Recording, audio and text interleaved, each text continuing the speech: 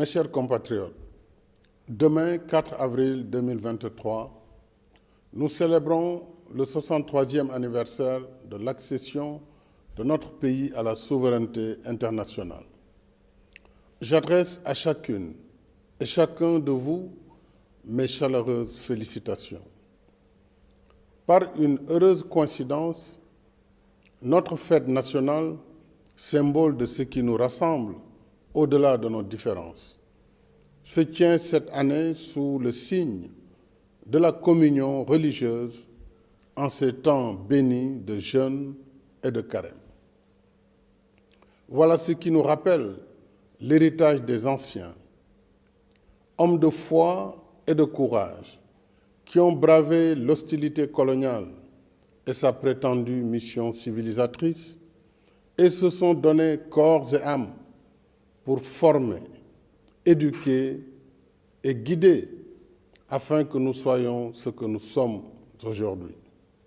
Une nation libre, ancrée dans ses valeurs spirituelles et socio-culturelles et pratiquant son vivre ensemble dans la diversité et l'harmonie.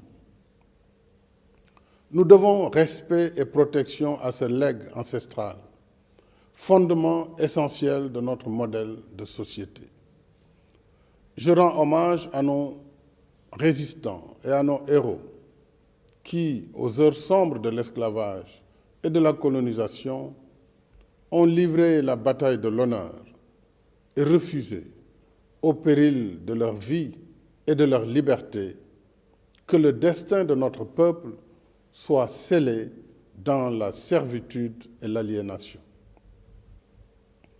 Ce souvenir du passé nous renseigne sur la chance que nous avons de vivre libres et de transmettre à nos enfants le désir ardent de liberté et de responsabilité inhérente à la dignité d'un peuple. La fête de l'indépendance est aussi un exercice mémoriel en souvenir des sacrifices immenses de nos anciens combattants pour la défense du monde libre. Je vous salue avec respect et affection, chers anciens combattants. Le souvenir de vos sacrifices restera toujours gravé dans notre mémoire collective. Demain, notre jeunesse et nos armées, forces vitales de la nation, seront aussi à l'honneur. À vous, officiers, sous-officiers et militaires du rang, je renouvelle ma confiance et mon soutien. Je salue la mémoire de vos défunts frères d'armes et réitère à leurs familles ma solidarité et ma compassion. Aux blessés parmi vous, j'adresse mes vœux de prompt rétablissement. Au nom de la nation, je vous redis notre satisfaction et notre fierté. Je salue votre fidélité à la symbiose armée-nation. Votre attachement aux valeurs de la République et des institutions et vos qualités professionnelles dans la conduite de vos missions au service de la nation et de la paix dans le monde. Le métier difficile des armes que vous avez choisi est devenu encore plus complexe et plus risqué en ces temps où les menaces sont plus diffuses, plus nombreuses et plus imprévisibles. C'est pourquoi, face à la montée des périls, nous poursuivons la sécurisation du territoire national avec l'implantation de nouvelles unités jusque dans les zones les plus excentrées afin de mieux affirmer la souveraineté de l'État et assurer la sécurisation des personnes et des biens.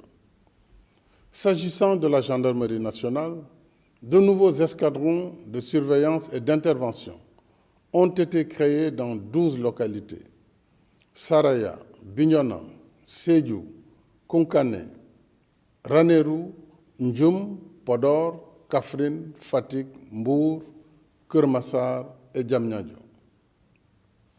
Quant à la police nationale, elle s'est dotée de 10 nouveaux commissariats aux Parcelles Assainies, Unité 15, Golfe Sud, Diamaguène Sicap Mbao, Rufisque Est, Yeumbeul Comico, Zac Mbao, Thiaroye, Linguère, Nioro du Rip, Koungheul et prochainement à Keur Massar. Ces efforts sont renforcés par la modernisation des moyens d'investigation et le relèvement des effectifs afin que nos forces de défense et de sécurité restent toujours à la hauteur de leurs missions régaliennes et des tâches civilo-militaires qui leur sont confiées, comme la préservation des ressources naturelles, thème de la fête de l'indépendance cette année. En effet, la protection de nos ressources naturelles reste au cœur des priorités de notre souveraineté, avec la raréfaction des ressources, les pillages et trafics illicites de tout genre et la nouvelle vocation minière, pétrolière et gazière de notre pays. C'est pourquoi je tiens à la poursuite des plans d'équipement de nos forces de défense et de sécurité pour qu'en tout temps et en tout lieu, elles gardent l'ascendant et soient prêtes à la riposte. Mes chers compatriotes, dans mon message pour le Nouvel An, je vous ai entretenu de nos programmes et projets de développement économique et social, y compris l'état d'exécution de nos chantiers d'infrastructures indispensables à la réalisation de nos objectifs d'émergence. En dépit de la conjoncture économique difficile, l'État continue sa politique de soutien aux ménages, comme en témoignent les mesures de lutte contre la cherté du coût de la vie, dont la baisse du prix des loyers. En même temps, tous nos chantiers d'infrastructure restent actifs, aussi bien en milieu urbain que rural, conformément à notre politique de développement dans la justice sociale et l'équité territoriale. Ainsi, après les autoponts de Yoff, Keur Gorgui, Saint-Lazare, Lobat Fall et Keur Massar, celui de Cambérène et le pont de Marsassoum ont été mis en service. Dans la même dynamique, je suis heureux d'annoncer que l'exploitation commerciale du BRT débutera dans le courant du deuxième semestre de cette année, avec un parc de 158 bus spéciaux, 100% électriques, qui seront alimentés par voie solaire. C'est une première mondiale. Les premiers bus seront livrés en mai. Le BRT permettra de transporter plus de 300 000 passagers par jour, sans pollution, avec Internet à bord et dans les meilleures conditions de confort et de régularité, comme le TER. Il réduira de 90 à 45 minutes le temps de transit entre Guédiawaye et Dakar et mettra au travail 1000 jeunes dont le recrutement est en cours.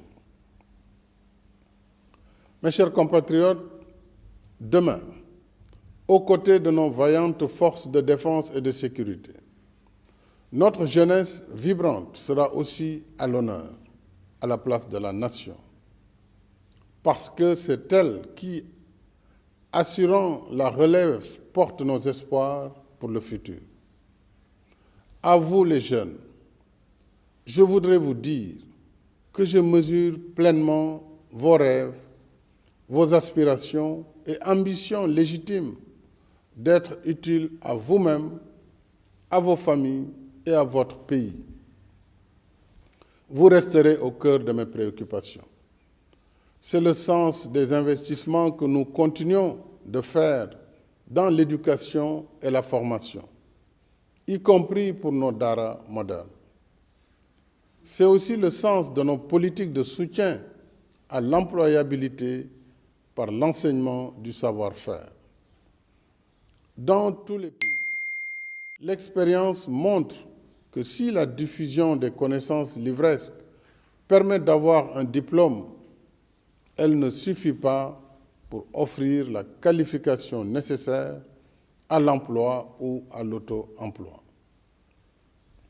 C'est pourquoi nous développons davantage l'enseignement professionnel pour mieux préparer notre jeunesse à la vie active. Nous voulons qu'à chaque niveau de formation et de diplôme, correspondent à un niveau de qualification qui facilite l'insertion dans le marché de l'emploi. C'est ce que nous faisons avec succès dans nos instituts supérieurs d'enseignement professionnel, ISEP. Et c'est ce que nous comptons faire avec le programme déjà finalisé de 38 centres départementaux de formation professionnelle. En même temps, la DER poursuit ses activités de financement, d'encadrement et de conseil en soutien aux femmes et aux jeunes sur l'étendue du territoire national. Quant au programme Xëyu Ndaw ñi, il a généré à ce jour 63